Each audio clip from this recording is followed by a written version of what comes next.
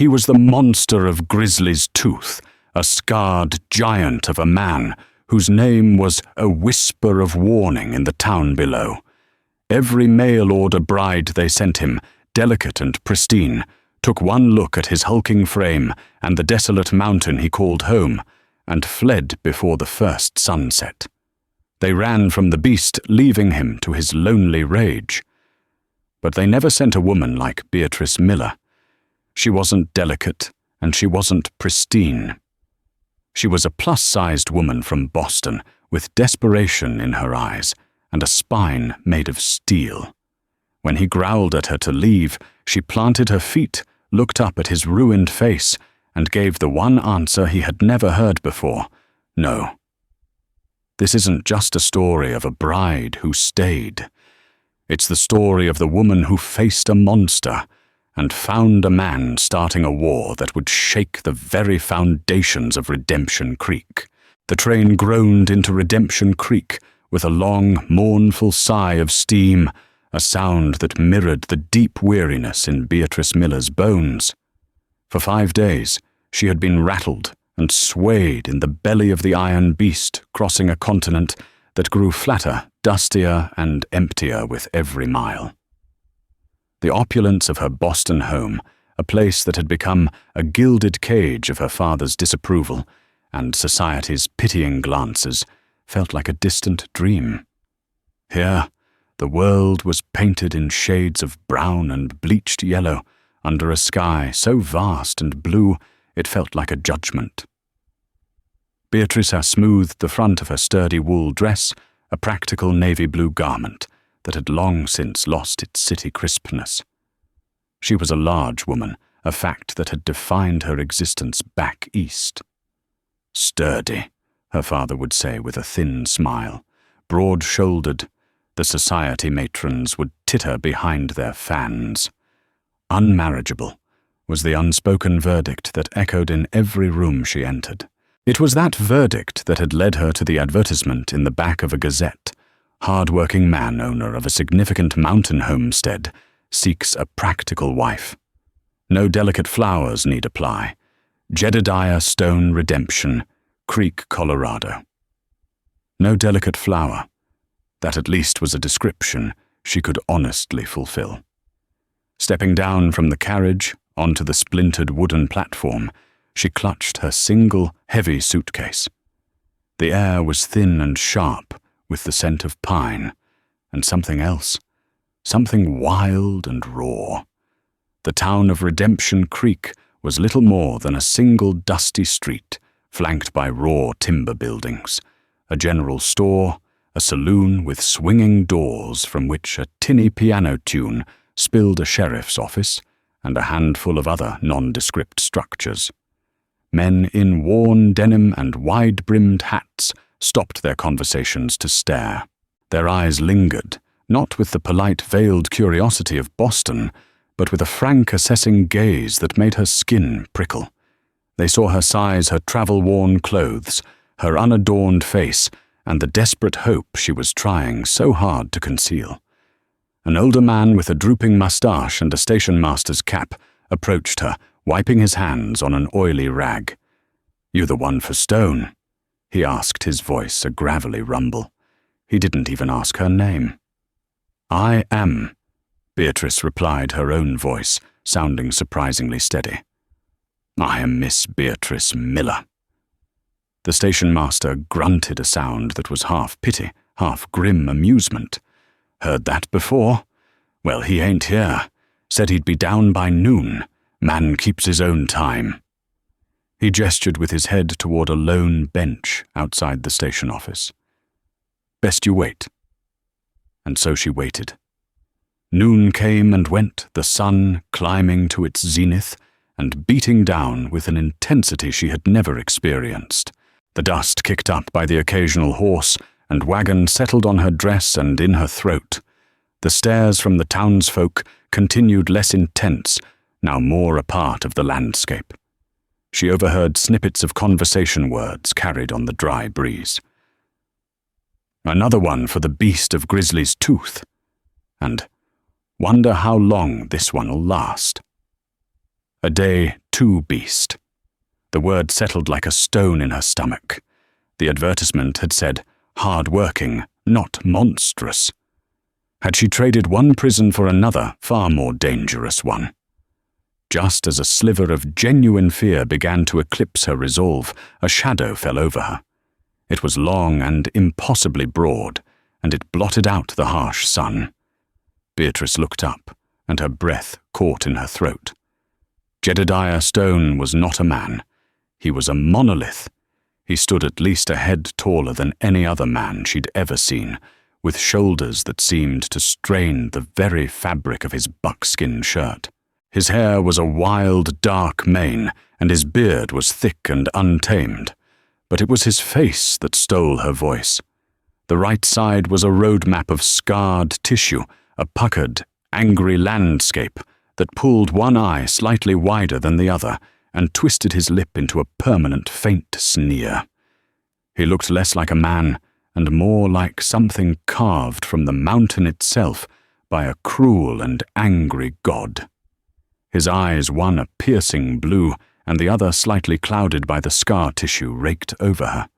They took in her size, her plain face, and the suitcase at her feet. There was no welcome in them, not even a flicker of curiosity. There was only a profound, bottomless weariness. "You're the woman," he stated. It wasn't a question. His voice was a low growl, like rocks grinding together deep underground. Beatrice found her tongue, forcing herself to her feet. She was not a small woman, but he towered over her, making her feel fragile for the first time in her life. "I am Beatrice Miller. I see that." He grunted, his gaze dismissive. He looked past her toward the tracks stretching back east. "The train leaves again in the morning. Be on it." The blunt dismissal was like a slap.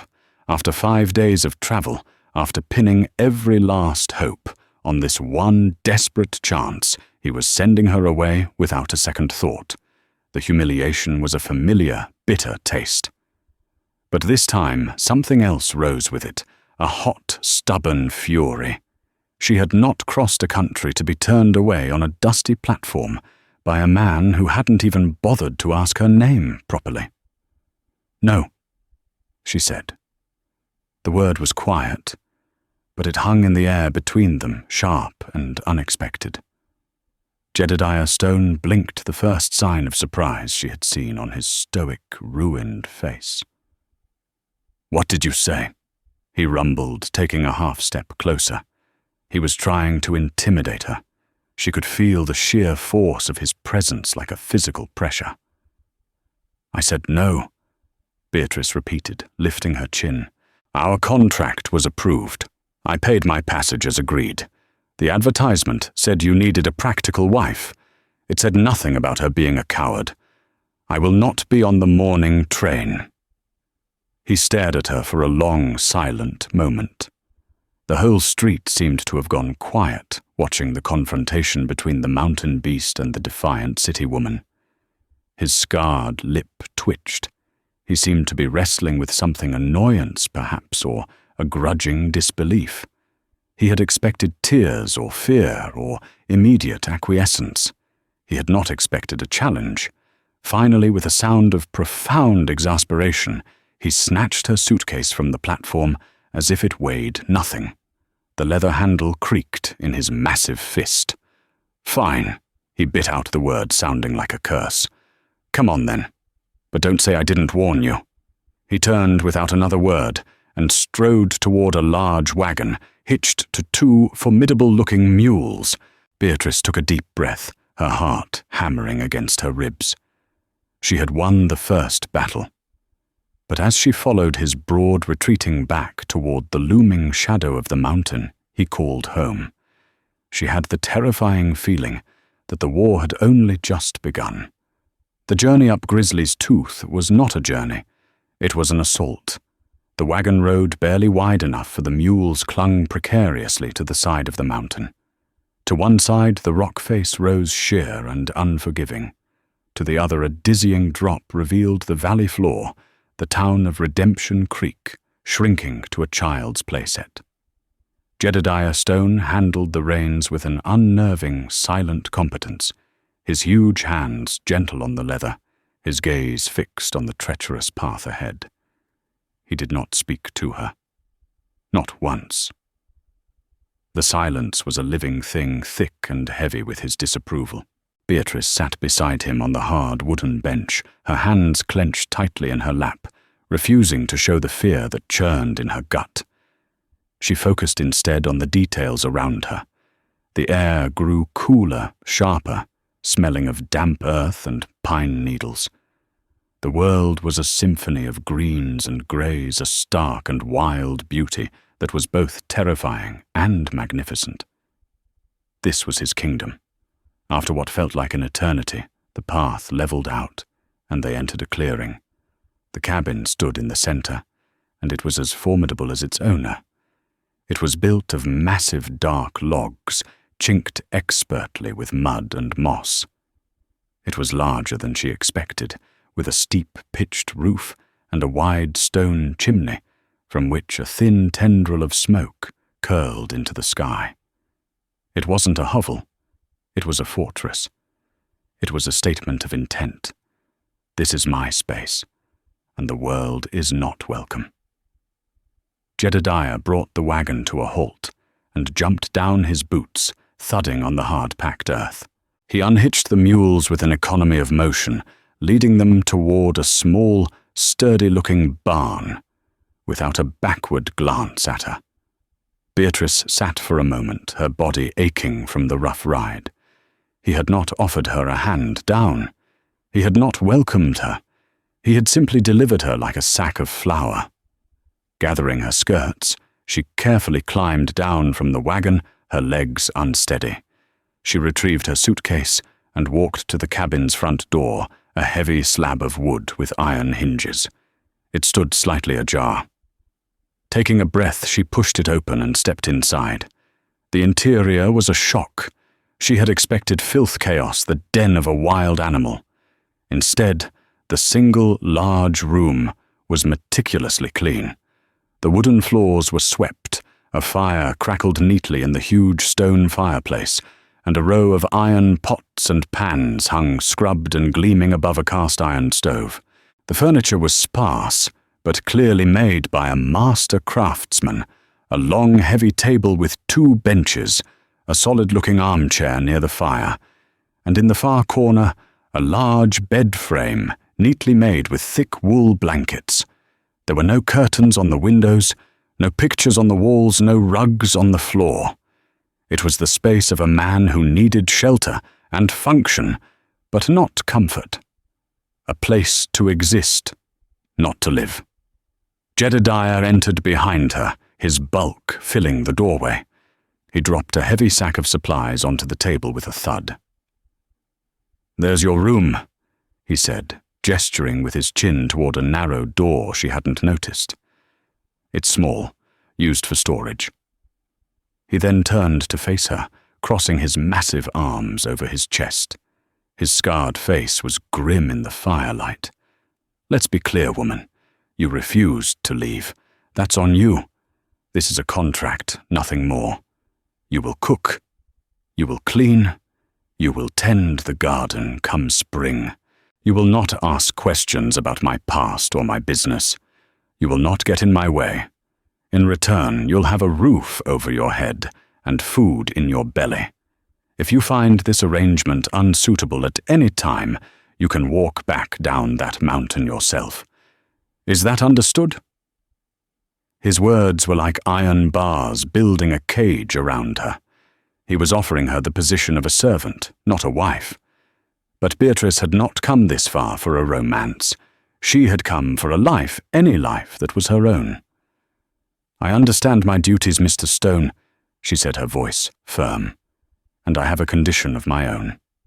His one good eyebrow rose in disbelief. "A condition. You will call me Beatrice," she said, meeting his gaze without flinching. "Not woman. My name is Beatrice." He stared at her, the silence stretching. A muscle jumped in his jaw. She was challenging his dominance in his own home, a tiny rebellion. but a rebellion nonetheless. He had built his world on intimidation, on people recoiling from his appearance and his demeanor.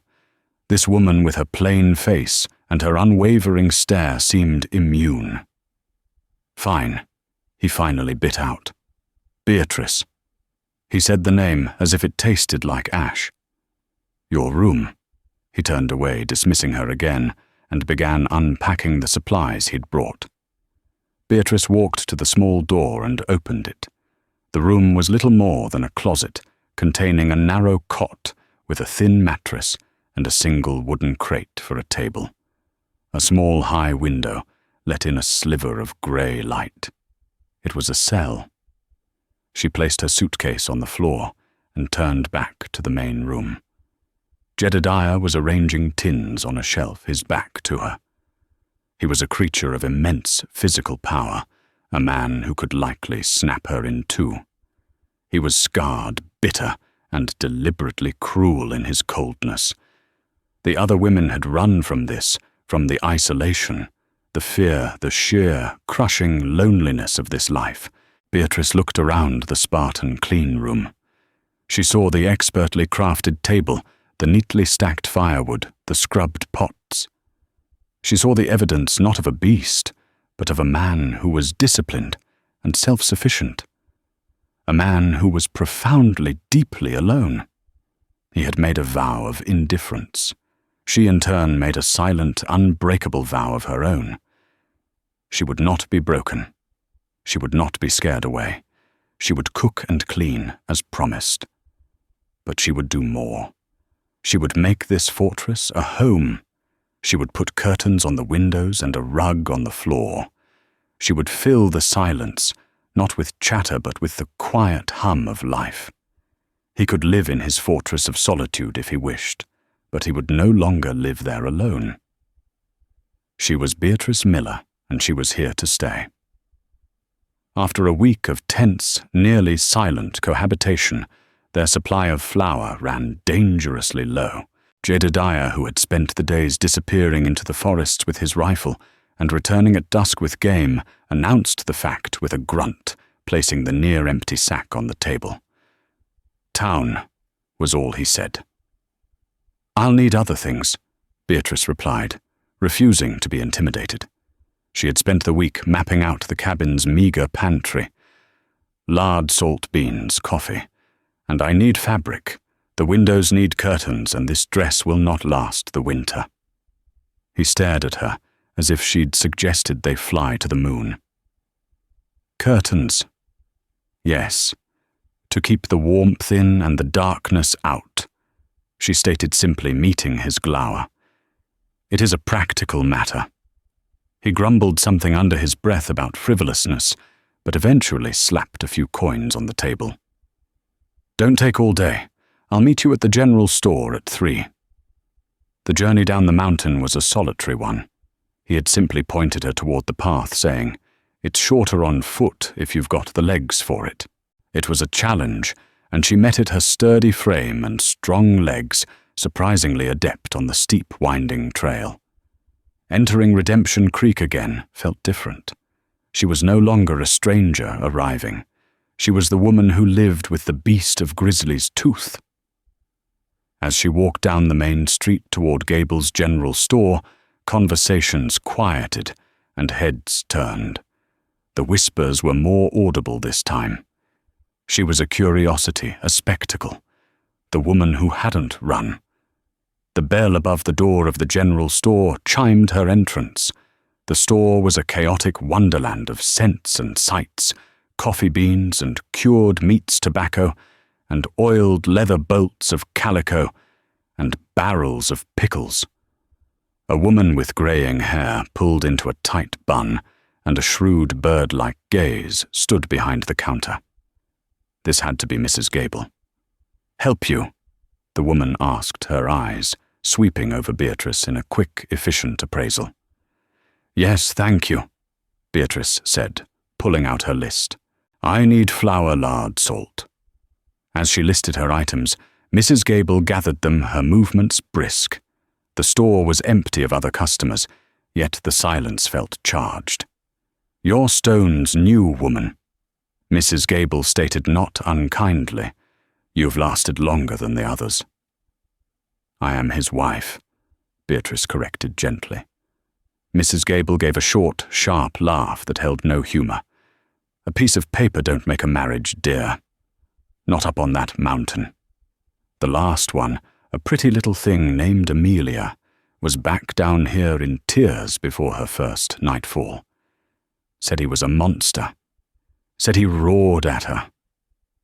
Beatrice thought of Jedediah's rumbling growl of a voice. He has a forceful way of speaking. Forceful. Mrs. Gable scoffed, slamming a heavy sack of beans onto the counter. "Listen to me. A man doesn't get a face like that from falling off a horse. He's got a darkness in him. Silas Croft, he owns the big ranch south of here, says Stone is dangerous. Says he's sitting on that mountain for a reason, and it ain't a good one." The name Silas Croft pricked Beatrice's memory. She'd heard it mentioned in town before. "And who is Mr. Croft to know so much about my husband?" Beatrice asked, her tone cooler than she intended. Before Mrs. Gable could answer, the bell chimed again. 2 men entered their spurs, jingling on the floorboards. They were rough-looking, with cheap pistols strapped to their hips and smirks on their faces. They moved with a swagger that spoke of unearned confidence. Well, look what we have here," the taller one said, his eyes lingering on Beatrice with open insolence. "It's the beast's bride. Tell me, ma'am, does he keep you in a cage at night?" His companion snickered. Beatrice's face flushed with anger. She ignored them, turning her attention back to her purchases. "I also need some sturdy cotton for curtains, please." "Getting all domestic, are we?" The first man continued, stepping closer. "Trying to pretty up the monster's lair, waste of time. He'll chew it up like he chews up everything else." "That's enough, Jeb." Mrs. Gable snapped, her sharp eyes flashing. "Leave the lady be. This is a place of business." "We're just being friendly," Jeb said with a sneer. "Mr. Croft, he worries about the ladies sent up that mountain. He told us to check on her, make sure she's all right. He's a man of conscience, see?" "I am perfectly fine," Beatrice said, her voice tight. "I do not require your concern, or Mr. Croft's." "Feisty," the second man chuckled. "Maybe the beast likes him with a bit of fight, gives him something to break." The implicit threat hung in the air, ugly and suffocating. Beatrice felt a tremor of real fear. These men were not just town gossips. They were predators. Before she could respond, the bell on the door chimed a 3rd time. Jedediah Stone filled the doorway. The change in the atmosphere was immediate and absolute. The air grew thick and cold. The 2 men who had been puffed up with arrogance a moment before seemed to shrink. Their smirks vanished, replaced by pale, guarded expressions. Jedediah's gaze fell on the 2 men, standing too close to Beatrice. He didn't speak. He didn't have to. The quiet menace rolling off him was more potent than any shouted threat. His scarred face was a mask of cold fury, and his huge hands, hanging loosely at his sides, looked capable of snapping a spine. He took one slow, deliberate step into the store, then another. "Get out," he said. The words were low, a vibration that seemed to shake the very floorboards. Jeb and his friend exchanged a nervous glance. They tried to hold their ground to salvage some piece of their bravado, but they couldn't meet his eyes. With mumbled curses, they scurried past him and out the door, the bell chiming their hasty retreat. Jedediah turned his cold gaze to Mrs. Gable, who suddenly looked very busy, arranging a stack of tins. Then his eyes fell on Beatrice. "Trouble finds you." He stated, his voice flat and accusing. "That was not my doing," Beatrice retorted, her fear replaced by a surge of indignation. "They work for a Mr. Silas Croft, it seems. They were insulting you, and me." He looked at the items on the counter, then at the coins he had given her. "You have your things. Let's go." He picked up the heaviest sacks, as if they were feathers, and strode out of the store without another word. Beatrice quickly paid a flustered Mrs. Gable and gathered the remaining parcels, including the bolt of plain blue cotton. As she followed him out into the sunlight, her mind raced. The encounter had been unsettling, but also illuminating. Those men were not acting on their own. They were puppets, and Silas Croft was pulling the strings. And for some reason, he was intensely interested in Jedediah Stone and any woman who dared to become his wife. Mrs. Gable's warning, Jeb's taunts, they weren't just idle gossip. They were pieces of a puzzle she didn't understand. There was a darkness on Grizzly's tooth, but Beatrice was beginning to suspect that the real monster didn't live on the mountain at all. The first snow of the season came without warning. One afternoon, the sky turned a flat, heavy grey, and a biting wind began to howl through the pines, rattling the cabin's single-glass window pane. Jedediah, who had been splitting wood with a rhythmic, powerful cadence, stopped and looked at the sky. "Blizzard?" he grunted, wiping sweat from his brow with the back of his hand. "A bad one's coming. Don't leave the cabin." He set about securing the homestead with a practiced urgency, checking the barn, shuttering the window, and stacking a mountain of firewood inside by the hearth. Beatrice found herself caught up in his focused energy, ensuring the water buckets were full and their food supplies consolidated. For the first time, they worked not as master and servant, but as a team against a common enemy, the weather. The snow began as fat, lazy flakes, but by dusk it was a blinding horizontal wall of white, driven by a gale that shrieked like a banshee. The world outside their cabin vanished. They were utterly, completely isolated. The silence inside was different now. It was no longer a tense, angry void, but a cozy, protective cocoon against the storm's fury. The fire roared in the hearth, casting flickering orange shadows on the log walls. Beatrice had spent the afternoon hemming the blue cotton, and a makeshift curtain now hung over the window, a small but significant victory against the cabin's Spartan emptiness. She prepared a thick stew of rabbit and root vegetables, the rich aroma filling the room. When she ladled a bowl for Jedediah, he accepted it with a quiet nod and sat in his armchair by the fire. She took her own bowl to the table. They ate in silence, but it was a comfortable silence punctuated by the howl of the wind and the crackle of the fire. Later, as Beatrice was cleaning the dishes, a sudden violent gust of wind hit the cabin with the force of a battering ram. The entire structure shuddered, and a log not properly settled on the fire was dislodged. It rolled from the hearth, a blazing ember, landing squarely on the small bearskin rug that lay before it, Jedediah's one concession to comfort. Before Beatrice could even cry out, the dry fur ignited. A line of orange flame shot across the rug. Jedediah moved with a speed that was terrifying in a man his size. He launched himself from his chair, grabbing the flaming rug in his bare hands. Ignoring the searing heat, he dragged it toward the door, flung it open, and hurled the burning mass out into the blizzard, where it was instantly swallowed by the snow.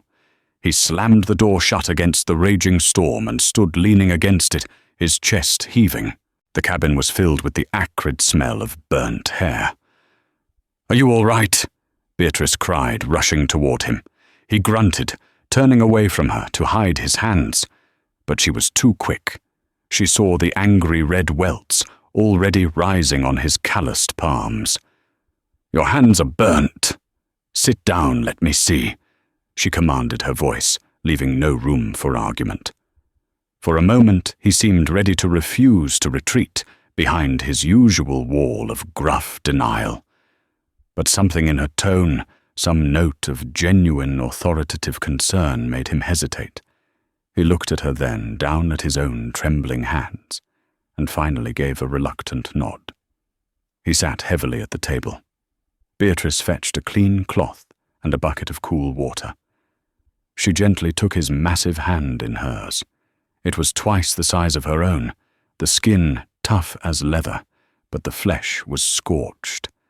As she carefully bathed the burns, her touch was gentle and sure. He watched her, his expression unreadable in the flickering light. He was accustomed to pain, but not to tenderness. People recoiled from his touch, from his presence. This woman was willingly, carefully tending to his wounds. "They're not so bad." He mumbled, his voice rough with an emotion she couldn't name. "They would have been if you hadn't acted so quickly," she replied softly, not looking up from her task. "You saved the cabin." "It's just a cabin. It's our home," she said, the words slipping out before she could stop them. His hand tensed under hers.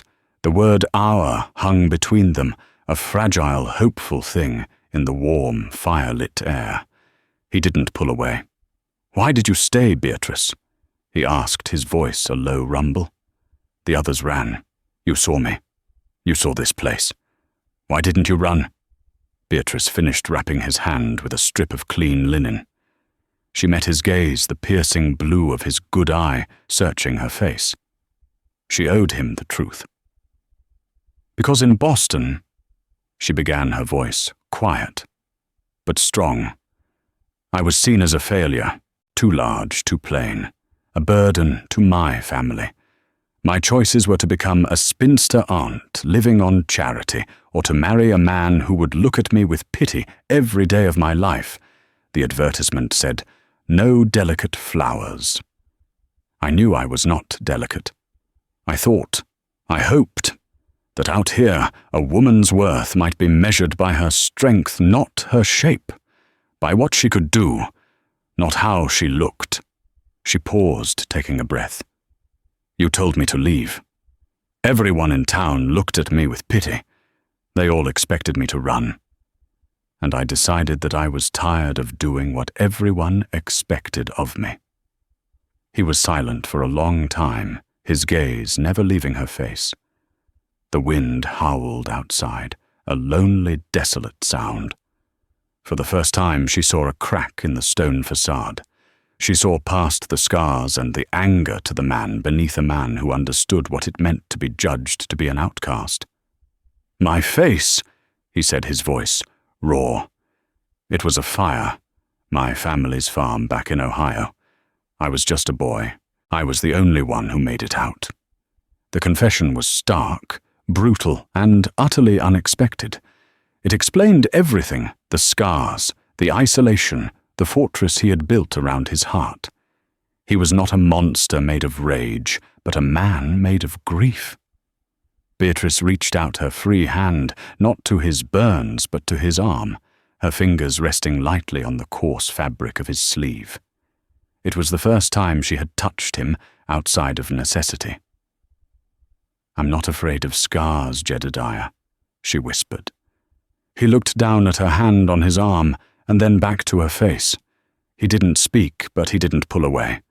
Outside, the blizzard raged on, but inside the small log cabin on Grizzly's Tooth, the ice that had encased two lonely hearts for so long had finally definitively begun to thaw. As the snows of the blizzard melted and a fragile spring breathed life back into the mountains, a new and comfortable rhythm established itself in the cabin. Jedediah spoke more, not much, but enough. He would tell her about the tracks he found in the woods, or the way a hawk circled overhead. Beatrice, in turn, started a small garden in the rocky soil, her hands finding a surprising joy in coaxing green shoots from the earth. The silence between them was no longer a weapon, but a shared space. He would watch her as she kneaded bread, a strange, soft look in his eyes. She would find a perfectly carved wooden bird left on the windowsill, and know it was from him. Their fragile peace was shattered on a bright afternoon in May. Beatrice was tending her garden when she heard the sound of approaching horses. It wasn't Jedediah. He was checking his trap lines on the far side of the mountain.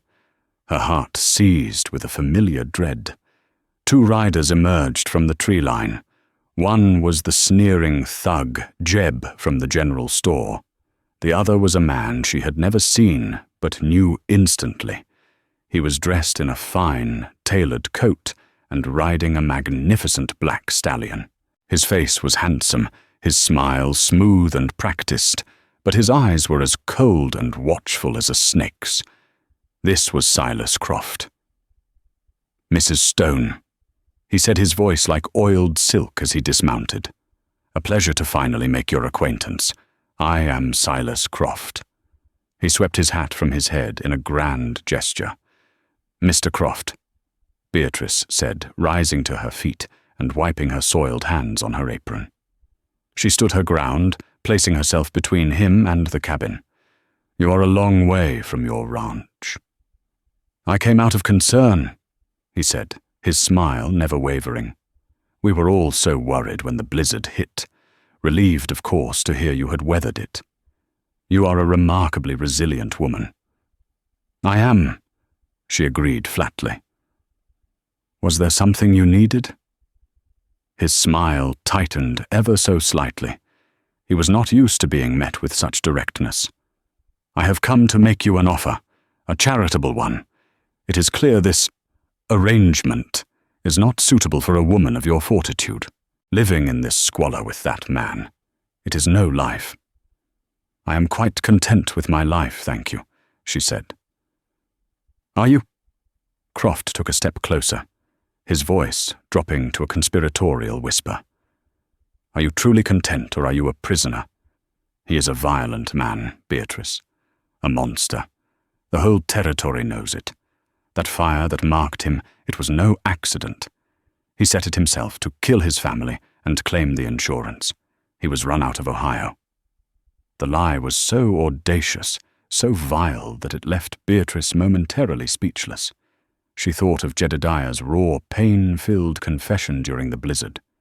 "You are a liar," she said, her voice shaking with rage. Croft chuckled.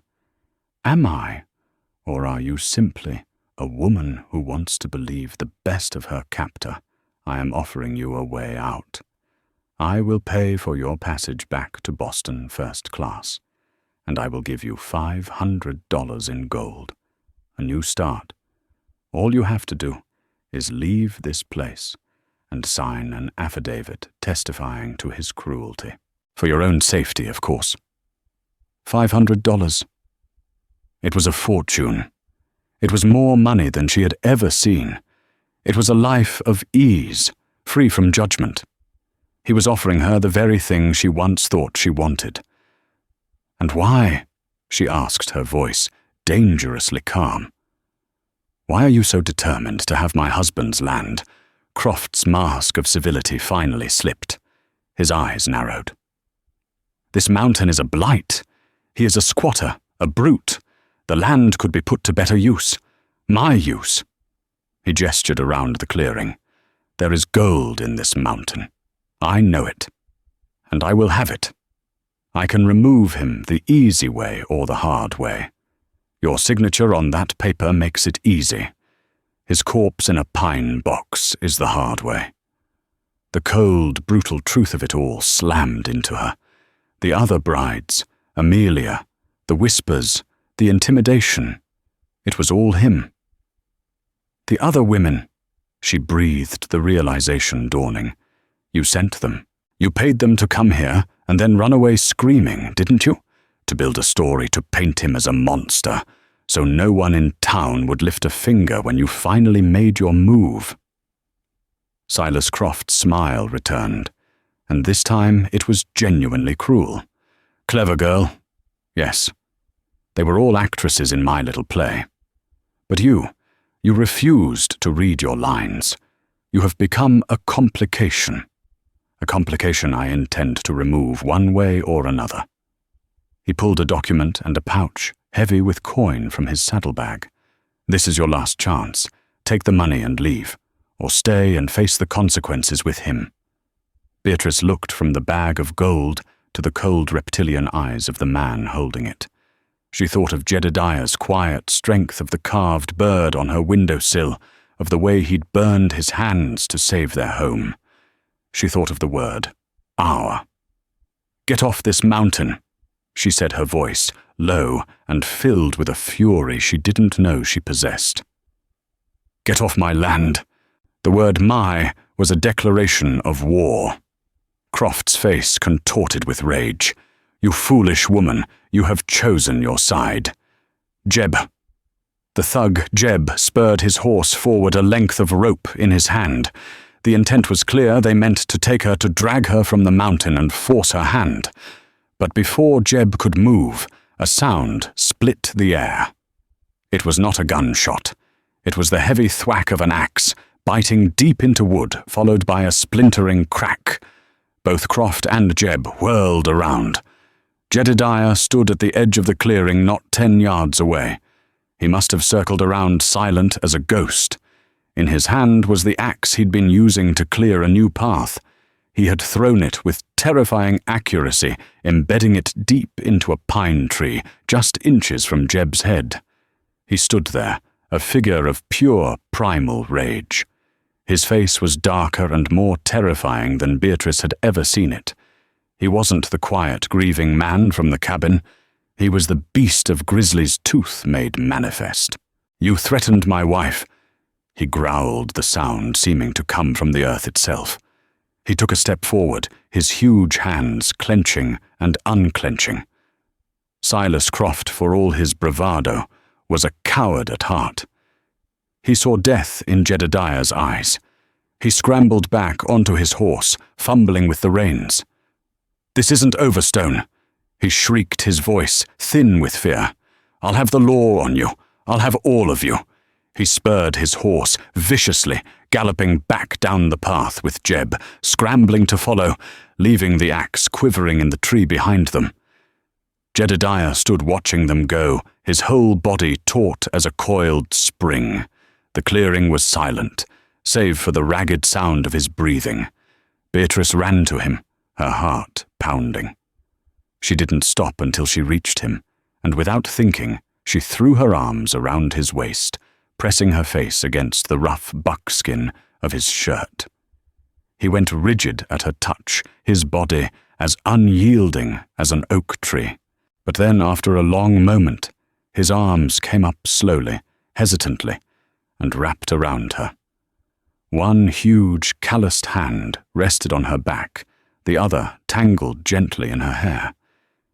It was an embrace of startling tenderness, a gesture that spoke more than words ever could. He held her as if she were the most precious thing in his world. "He wants the mountain," she whispered into his chest. "He says there's gold." "There is no gold." Jedediah rumbled his voice close to her ear. "Just rock and trees. He wants it because it's mine." He held her a moment longer, then gently set her back. He looked into her eyes, and the fury was gone, replaced by a fierce, raw emotion that made her breath catch. "You called it my land," he said softly. "It is," she answered, her voice unwavering. "It is our home, and I will not let him take it." A slow, strange smile touched Jedediah's lips, transforming his scarred face. It was the first time she had ever seen him truly smile. "Then he will have a fight on his hands." They had 2 days. 2 days before Silas Croft would return, and he would not come with offers of gold, but with guns and false justice. Jedediah knew it, and Beatrice felt it in her bones. There was no time to go to the sheriff in redemption. Croft owned the town's fear, and their word against his would be meaningless without proof. Their fortress was about to become a battleground. Jedediah became a whirlwind of grim preparation. He didn't speak of fear, only of strategy. He boarded up the smaller back window, leaving only narrow slits to see through. He checked his weapons, a Winchester rifle, a Colt Peacemaker, and an old but reliable shotgun. He had more than enough ammunition. He had been preparing for a siege his entire life, it seemed. Beatrice refused to be a liability. "What can I do?" she asked, her voice steady. He looked at her, his gaze assessing. He saw not a frightened city woman, but the determined partner who had faced down Croft. "Can you load a rifle?" "Show me how." He did his large, scarred hands patient as he guided hers. She learned quickly, her fingers fumbling at first, then becoming deft and sure. They worked together, a silent, efficient team. She boiled water and tore strips of linen for bandages, her practical mind foreseeing needs he was too focused to consider. She prepared food that didn't require a fire-hardtack jerky, and filled canteens of water, placing them where they could be reached easily. On the morning of the third day, as the sun cast long shadows through the pines, they came. Jedediah saw them first from the narrow slit in the boarded window. "6 of them," he said, his voice a low, calm growl. "Croft, Jeb, and 4 others. They're staying in the trees trying to surround us." Beatrice's heart hammered against her ribs, but her hands were steady as she laid the loaded shotgun on the table beside a box of shells. She took her place near the main window, the heavy Winchester in her hands, just as he had shown her. "Stay down and don't fire unless I tell you," he commanded, moving to the other side of the room. The first shout came from the trees. "Jedediah Stone, this is Silas Croft. By the authority of the territory, you are under arrest for the attempted murder of my man, Jebediah Tucker. Come out with your hands empty." The lie was so blatant it was almost laughable. Attempted murder for throwing an axe into a tree. Jedediah didn't answer. Silence was his weapon. Let them grow nervous. Let them make the first mistake. Minutes crawled by each one, an eternity. The only sound was the wind in the trees and Beatrice's own ragged breathing. Then a shot rang out, and a bullet splintered the wood of the doorframe. It was followed by a volley bullets thudding into the thick log walls of the cabin. They were protected, but the assault had begun. "They're trying to draw us out," Jedediah murmured, his eyes scanning the forest. "Don't fall for it." The shooting stopped as abruptly as it began. Then they heard a new sound, a crackling. Smoke began to curl in through the gaps in the wall. "Fire!" Beatrice breathed in horror, the smell triggering a deep, primal fear in her. "They're trying to smoke us out. They set fire to the woodpile." Jedediah said, his voice tight with fury. He moved to the door, peered through a crack. "It's on the west side. They'll have to break cover to get a clear shot. Now, Beatrice, be ready." He pointed to a large fir tree. "The one with the pistol. When he moves, you fire." She rested the rifle on the windowsill, the wood cool against her cheek.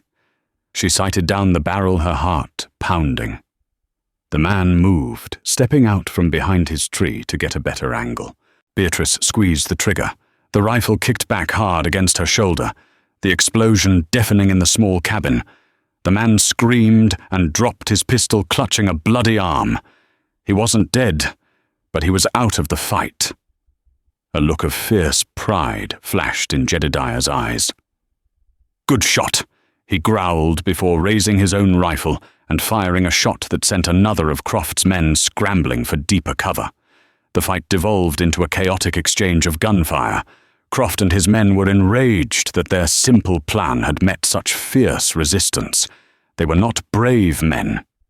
They were bullies. Suddenly, a new sound cut through the gunfire, the thud of something heavy against the back wall. "The barn!" Beatrice cried, realizing their plan. They were trying to set the barn ablaze to destroy their animals, their winter stores, everything. "I have to get to them," Jedediah said, his face a grim mask. "Cover me." It was a suicidal plan. To go out there meant facing 5 guns. "No, Jedediah, it's too dangerous." "Those are my animals," he roared, the beast surfacing again. "They are not dying for that snake." Before she could argue, he unbarred the door and burst out, not with his rifle, but with the heavy double-barreled shotgun. He moved with the speed of a charging bear, a terrifying elemental force of nature. 2 shots boomed from the shotgun, the buckshot ripping through the trees, sending 2 of Croft's men screaming and diving for cover. Beatrice used the distraction, firing the Winchester, methodically forcing Croft and Jeb to keep their heads down. She saw Jedediah reach the corner of the barn, just as a bullet clipped his shoulder, spinning him around. He staggered, but didn't fall, disappearing behind the structure. Her blood ran cold. He was hit. Alone.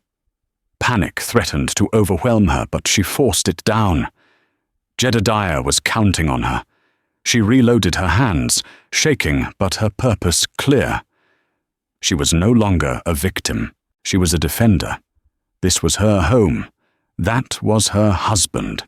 She heard a yell of surprise from behind the barn, then a sickening crunch. A moment later, Jedediah reappeared, dragging one of Croft's thugs by the collar. He threw the unconscious man into the dirt and leveled the now reloaded shotgun at the woods. He was bleeding from his shoulder, but he stood like a colossus, daring them to continue. The fight was broken. Croft's men were wounded, terrified. They had come for an easy eviction, not a war with a mountain demon and his sharp-shooting wife. "That's enough!" Croft screamed from the trees. "Retreat, retreat!" He and the remaining men fired a few last panicked shots before scrambling back to their horses and fleeing down the mountain path, leaving their wounded and unconscious comrades behind.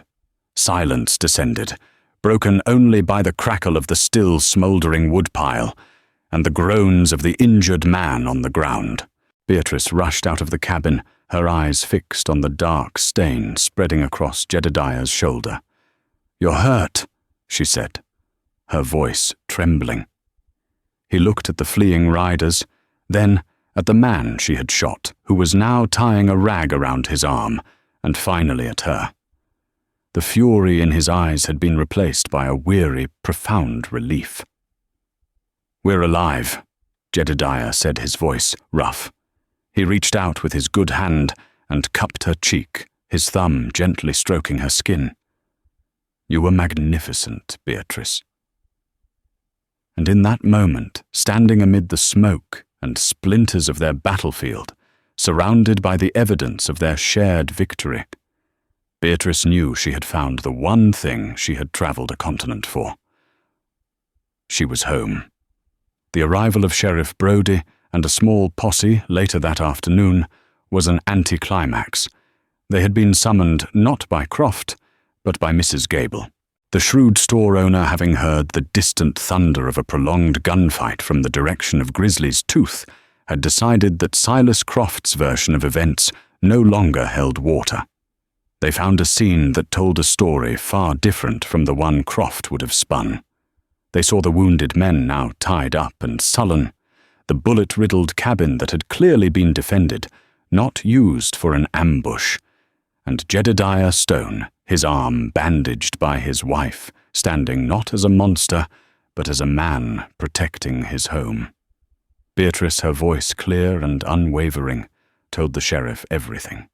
She spoke of Croft's initial threats, his offer of bribery, his confession about the previous mail-order brides, and the unprovoked attack on their home. One of the captured gunmen, faced with a long prison sentence, and no loyalty to the man who had paid him, quickly corroborated her story. The serpent was defanged. By the time Sheriff Brodie rode back down the mountain, he had Silas Croft's men in tow, and a warrant for Croft's arrest for conspiracy attempted murder, and a half-dozen other charges. The reign of fear Croft held over Redemption Creek was broken. In the days that followed, a strange thing happened. The town began to change its opinion. When Beatrice next went for supplies, the whispers were different. They were whispers of awe, not fear. "That's the woman who shot Hank Miller's boy," one man would say, with grudging respect. "Stood by him, she did," another would add. Mrs. Gable gave her the best cut of bacon for free and a bolt of fine wool cloth. For the winter?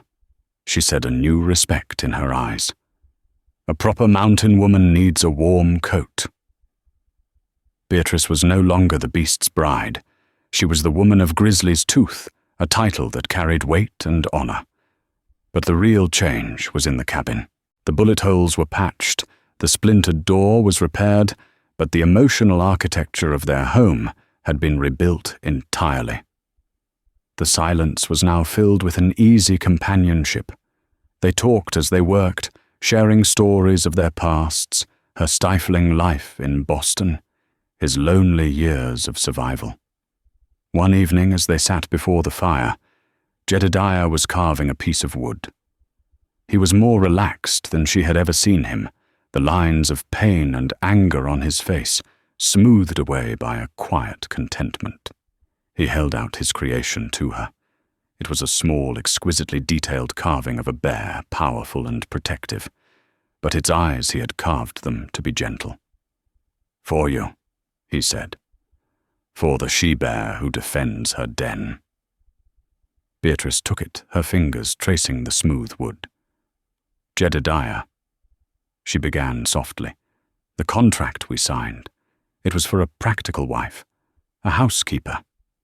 He stopped his carving and looked at her, his blue eye serious. "That piece of paper means nothing to me anymore." He reached across the small space between them and took her hand, his large, warm fingers enveloping hers. "You are not my housekeeper, Beatrice. You are the heart of this home. You are the bravest person I have ever known. You are my wife. In here." He tapped his chest right over his heart. If you will have me as your husband." Tears welled in Beatrice's eyes, not of sadness, but of a profound, overwhelming joy. She had come to the West seeking a small measure of independence, a life free from scorn. She had found something infinitely more precious. She had found a man who saw not her size, but her strength, not her plainness, but her beauty. She had faced down a monster only to find he was a man worthy of her love. "There is nothing I would want more," she whispered. He smiled that slow, rare smile that made his scarred face beautiful. He leaned in and kissed her a kiss that was not about passion or romance, but about a deep and abiding partnership, a promise of shared sunrises and weathered storms. It was a kiss that sealed not a contract, but a covenant. On the wild slopes of Grizzly's Tooth, the mail-order bride who refused to leave, and the mountain man everyone ran from had finally truly found their redemption. And so the story of Jedediah and Beatrice became a quiet legend in Redemption Creek, a testament to the fact that strength isn't about the size of your fists, but the size of your heart, and that true beauty is found in courage and loyalty. Their home on the mountain was no longer a place of exile, but a symbol of resilience. They proved that sometimes the person you are meant for isn't the one society picks for you, but the one who sees you for who you truly are, scars and all. They faced down greed lies and an entire town's prejudice, building a life from the bedrock of mutual respect and a love as solid as the mountain itself. If their story of defiance and unexpected love resonated with you, please take a moment to hit that like button to let us know. Share this video with someone who enjoys a tale of the underdog finding their strength. And most importantly, subscribe to our channel and ring that notification bell. We have so many more stories of the Wild West filled with drama twists and unforgettable characters, and we would love for you to join our community for the next adventure. Thank you for listening.